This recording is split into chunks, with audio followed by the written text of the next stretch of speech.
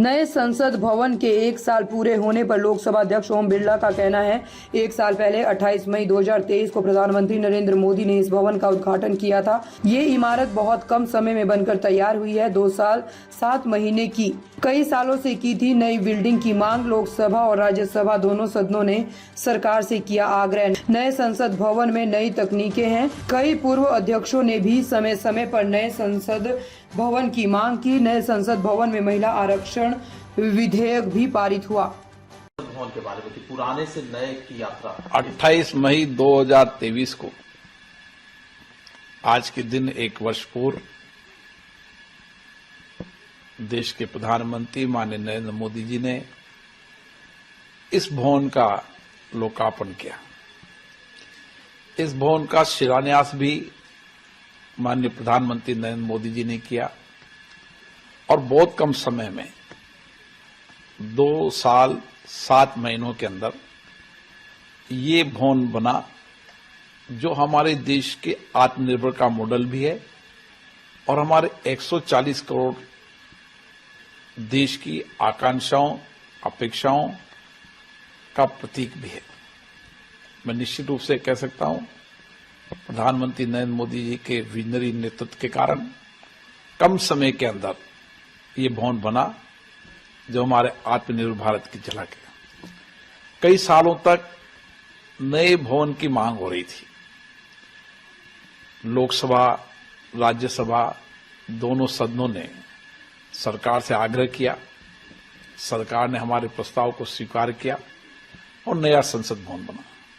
और आज नए संसद भवन जहां नई टेक्नोलॉजी और टेक्नोलॉजी के साथ इको फ्रेंडली हम देखते हैं कि बिजली की बचत, पानी का पुनः रिसाइकलिंग और इसी के साथ साथ माननीय सदस्यों को नई टेक्नोलॉजी का उपयोग करते हुए पेपरलेस बनाने में ये संसद भवन अपने आप में महत्वपूर्ण है। वर्तमान परिप्रेक्ष्य में क्योंकि हमारे नए संसद भवन की आवश्यकताएं थी, पूर्व के कभी माननीय अध्यक्षों ने भी नए संसद भवन के लिए समय समय पर मांग की थी। मैं कह सकता हूं कि ये नए संसद भवन में जहां महत्वपूर्ण विधेयक भी पारित हुए, वहां पर संविधान संशोधन विधेयक पारित हुआ, नारी शक्ति वंदन अधिनियम। इन नारी शक्ति वंदन अधिनियम की वर्षों तक मांग हो रही थी। नए संसद भवन के अंदर ये विधेयक पारित हुआ और इस संविधान संशोधन से हमारे देश की महिलाओं को लोकसभा राज्यसभाओं के अंदर भी 33% के साथ उनको नेतृत्व करने का अवसर मिलेगा, ताकि जनता के अपेक्षा आकांक्षाओं को वो राज्य की विधानसभाओं में लोकसभा में रख सके। इसी के साथ साथ हम अंग्रेजों के कानून से अभी तक देश चल रहा था। आजादी के बाद इस नए संसद भवन के अंदर हमने हमारे कानून बनाए, जिसकी बरसों तक मांग थी।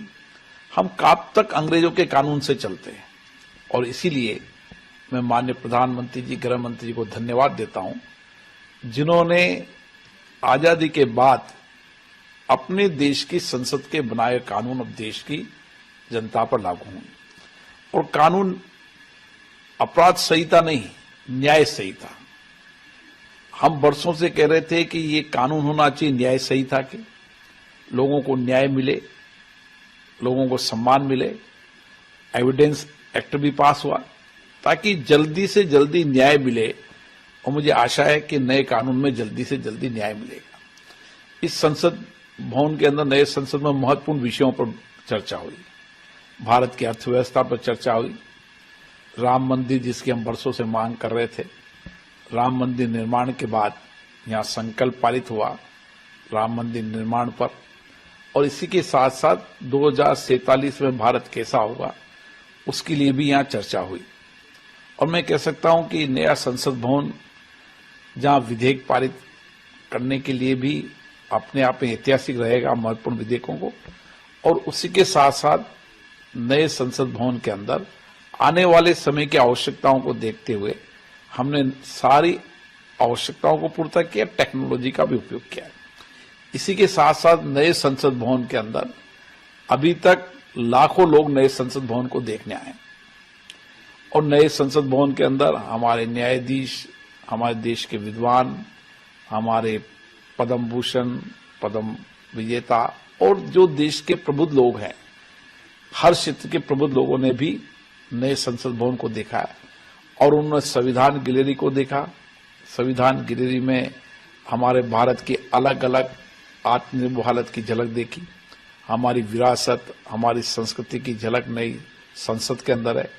जो भी लोग नए संसद भवन में देखने आए, उन्होंने नए संसद भवन की उत्साहपूर्ण तरीके से ये कहा कि ये संसद भवन की आवश्यकताएं थी और उसके लिए खुशी जाहिर की कि आज भारत के अंदर हमारे आत्मनिर्भर भारत का संसद भवन निश्चित रूप से हमारी विरासत की झलक दिखाता है, हमारी आधुनिकता की झलक दिखाता है और वर्तमान की झलक भी दिखाता है।